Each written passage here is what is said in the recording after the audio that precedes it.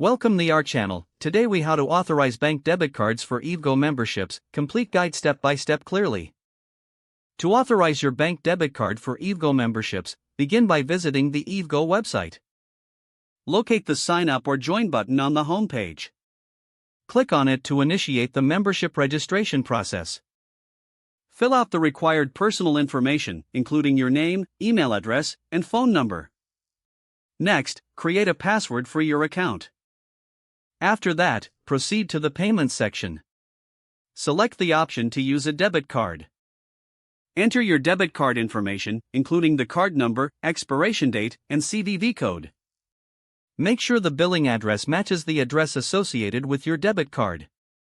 Review the terms and conditions before proceeding. Once you have confirmed all details, click on the Authorize or Submit button.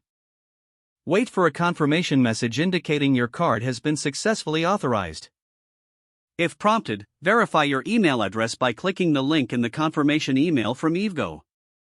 Log into your account using your credentials. Check your account dashboard to ensure your payment method is listed and active. Your debit card is now authorized for your EVgo membership. You can now enjoy the benefits of your membership without any payment issues.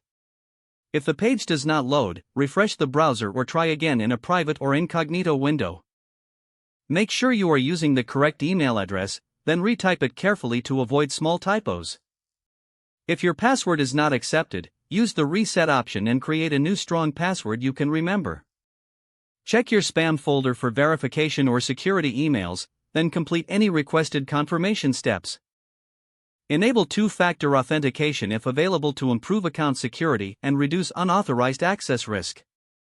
After signing in, review your profile details so your contact information and settings are accurate and current. If you see an error message, note it down and try again after restarting your device and internet connection. Log out when you finish, especially on shared devices, to keep your account and payment information secure. If the page does not load, refresh the browser or try again in a private or incognito window.